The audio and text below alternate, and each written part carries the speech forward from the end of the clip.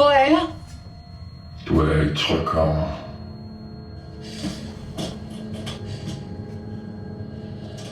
Hallo?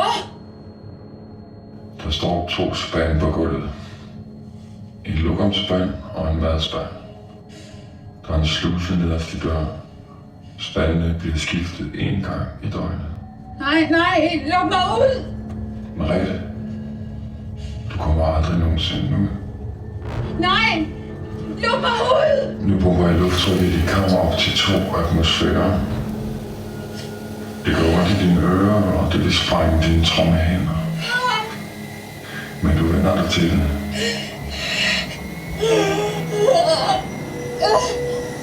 Hvem er du, din psykopat? Hvorfor gør du det her? Vil du ikke gå og lukke mig ud? Vi ses om et år.